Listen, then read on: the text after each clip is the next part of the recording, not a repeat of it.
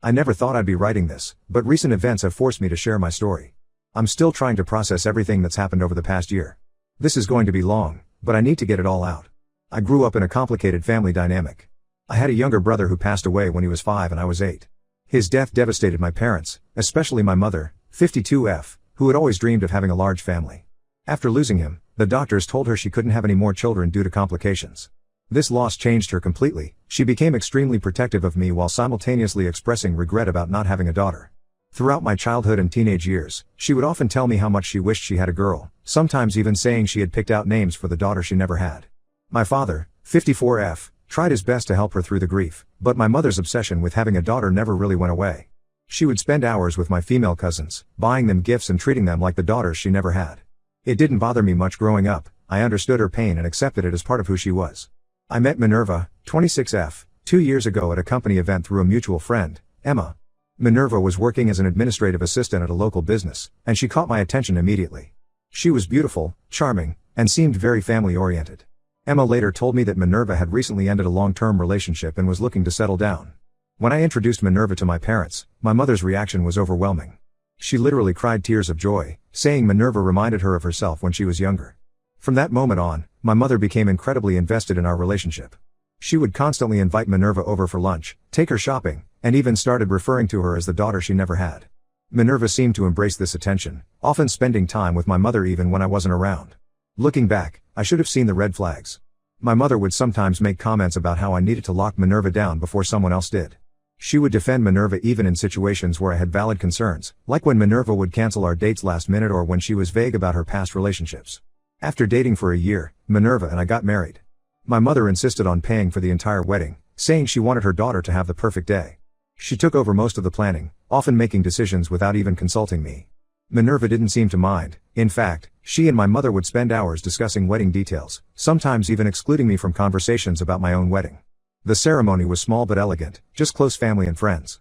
I noticed Minerva seemed distracted during the reception, constantly checking her phone, but I brushed it off as wedding day nerves. My father pulled me aside during the reception and asked if I was sure about the marriage, saying something felt off, but I was too caught up in the moment to really hear his concerns.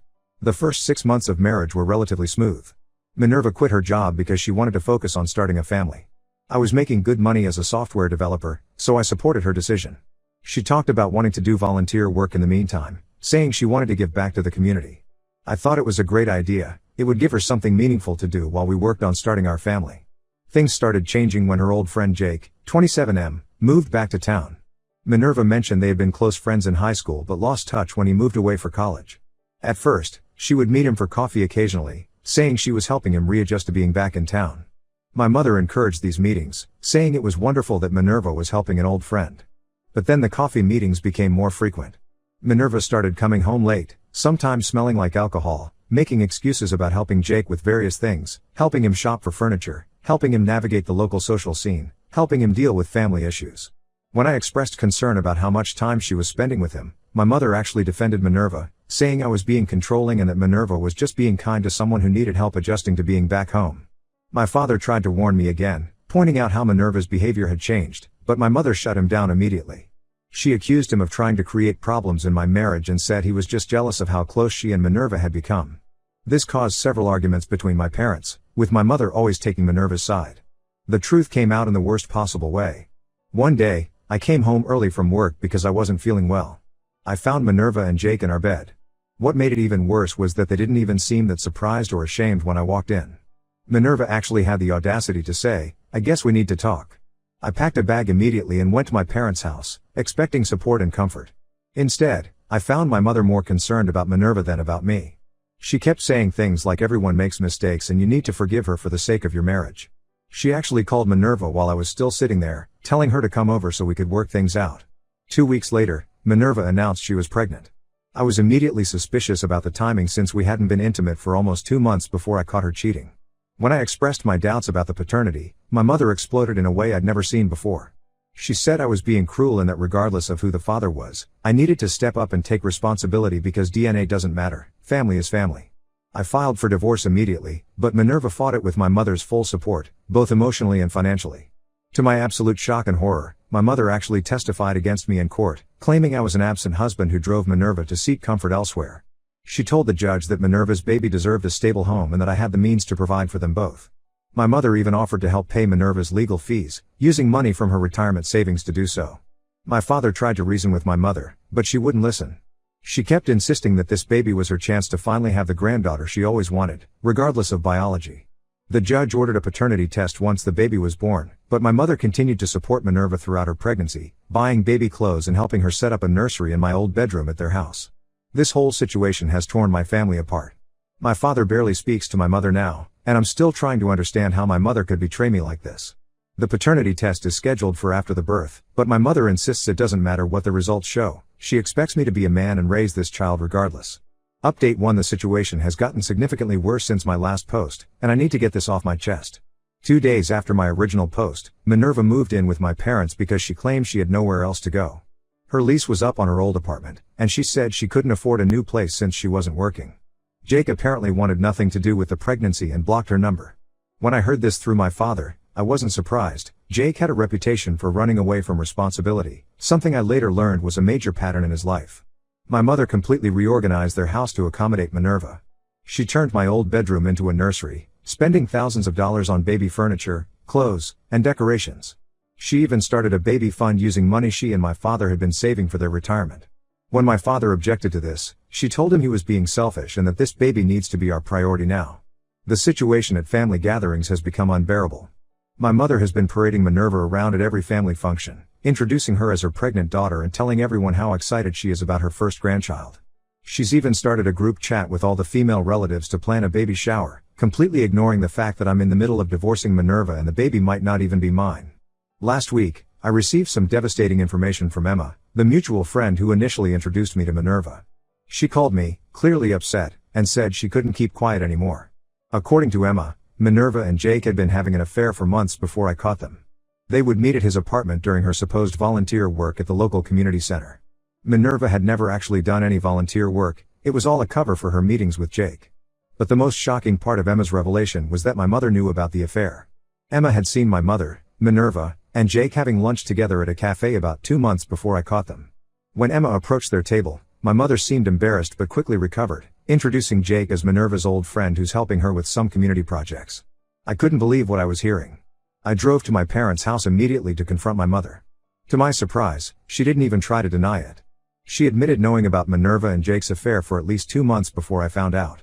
Her justification was that she didn't tell me because she was afraid I would leave Minerva and abandon the baby. This was before we even knew Minerva was pregnant.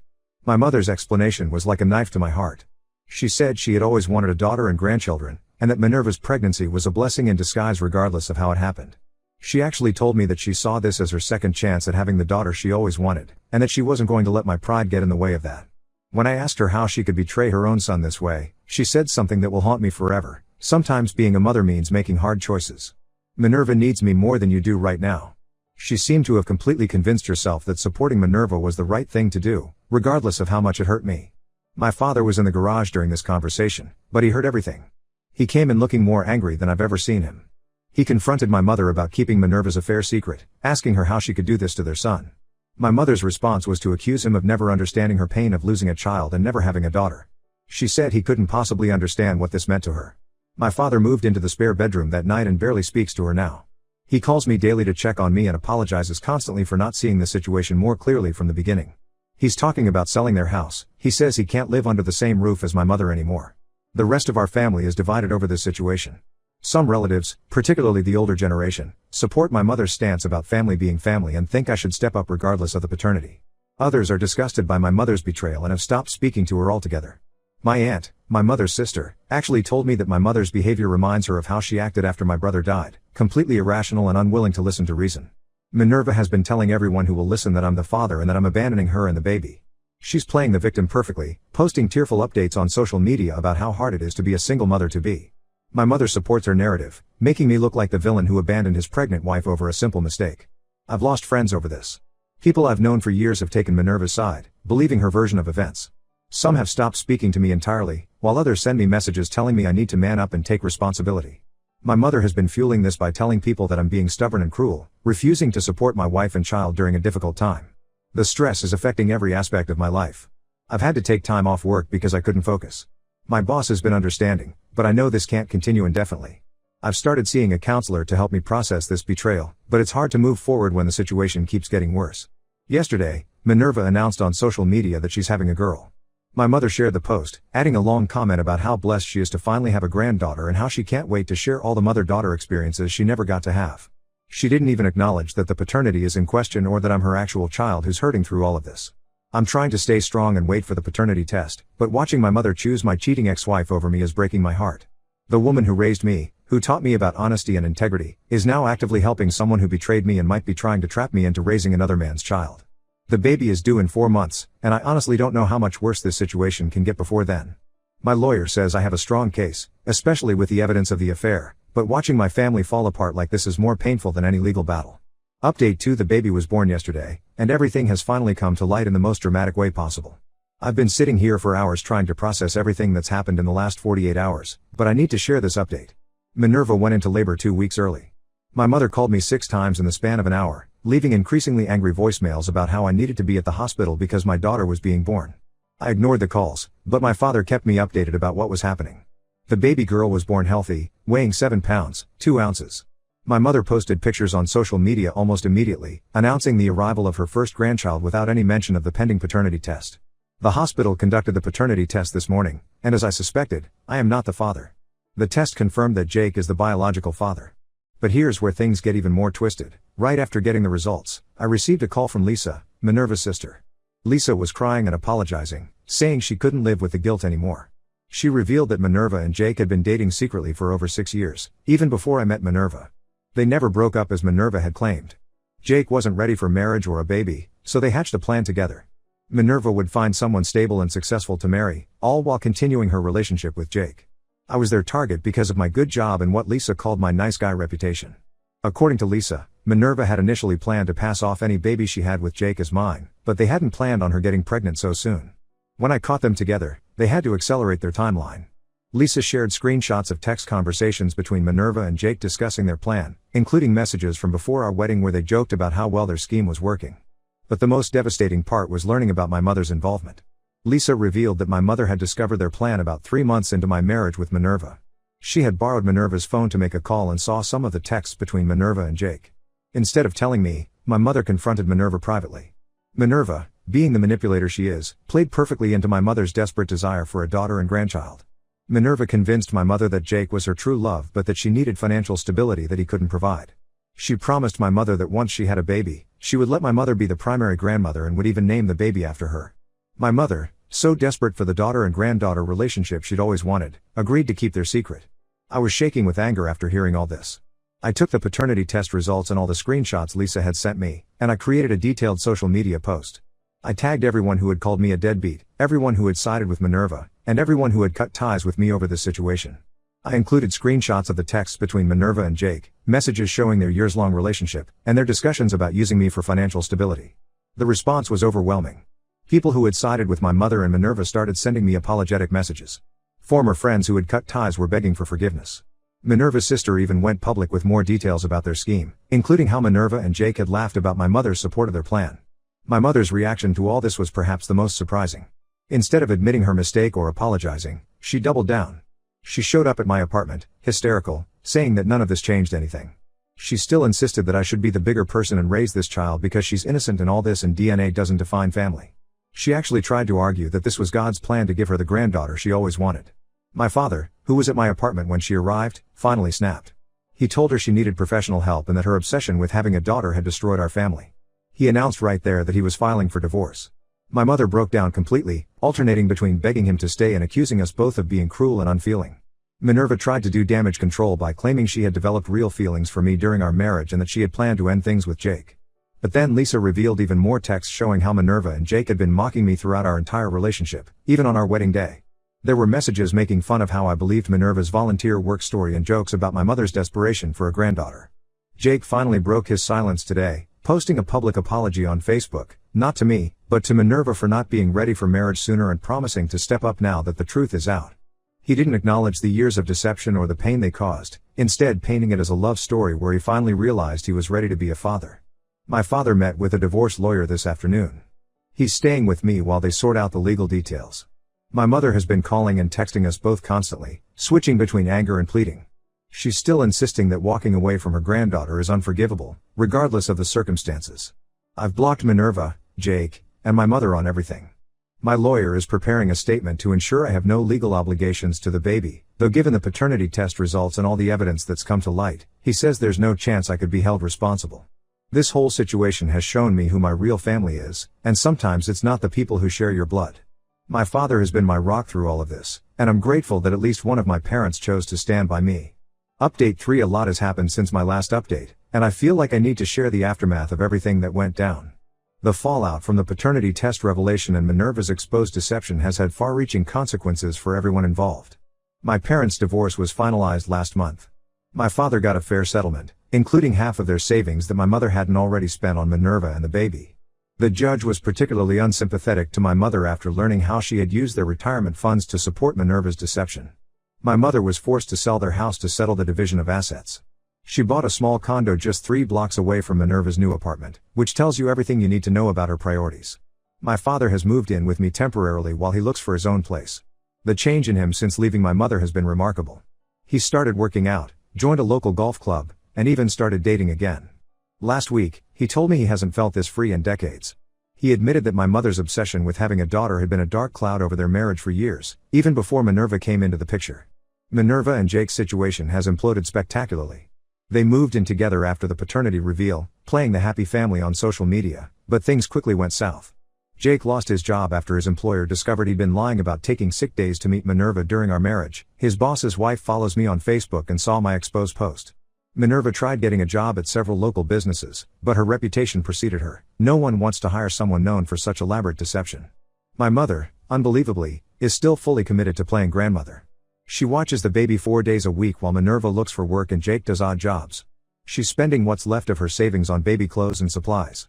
She even threw a grandmother and granddaughter photoshoot last month and plastered the pictures all over her new social media accounts. She made new ones after most people unfollowed her old ones. The most shocking part is that my mother has started telling people a new narrative.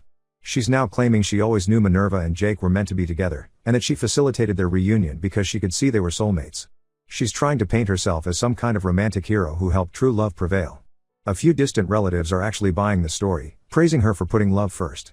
Last week, Minerva reached out through her lawyer, asking if I would consider adopting the baby since Jake isn't proving to be reliable father material. She had the audacity to suggest that since I almost was the father anyway, I should step in now that Jake is struggling to provide. My mother followed up with a long email supporting this idea, saying it would heal our family. I forwarded both messages to my lawyer without responding. The baby is 6 months old now, and my mother has fully embraced her role as grandma, despite having no biological connection to the child. She's created an entire Instagram account dedicated to posting daily pictures of the baby, with captions about her granddaughter. She even hired a professional genealogist to try to find some distant connection between our families to justify her claim to grandmotherhood. My father's divorce lawyer recently told us that my mother has been borrowing money from various relatives, claiming it's for family emergencies. We've since learned she's been giving this money to Minerva and Jake to help them make rent and buy baby supplies. Several family members have cut contact with her after discovering this deception. I've maintained complete no contact with my mother, Minerva, and Jake. I blocked every phone number and social media account they might use to reach me. They've tried to get messages to me through mutual acquaintances, but I've made it clear that anyone who acts as their messenger will also be cut off. My mother still sends cards and letters to my office, since she can't get my home address, begging me to reconcile with my sister. She's now referring to Minerva as my sister, which is a whole new level of disturbing, and accept my niece. Yes, she's really trying to reframe her relationship to the baby this way. Every letter goes straight into the shredder. The silver lining in all of this is that my father and I have become closer than ever. We have dinner together several times a week, and he's been my strongest supporter throughout this whole ordeal. He's helped me see that my mother's behavior isn't my fault and that her issues run much deeper than this situation with Minerva. I've started dating again recently, very casually, and I'm focused on my career. I got another promotion at work, and I'm planning to buy a house in a different neighborhood, further away from my mother's new condo. My father plans to move to the same area once he finds a place. Some people have suggested that I should try to forgive my mother, saying she's acting out of grief and trauma from losing my brother all those years ago. But watching her actively choose to support the people who deceived and betrayed me, and then try to rewrite history to justify her choices, has shown me who she really is. Some bridges, once burned, should stay broken. This will probably be my final update. I'm ready to close this chapter of my life and move forward without the toxic influence of my mother and the constant drama of Minerva and Jake's lies. Thank you to everyone who supported me throughout this journey.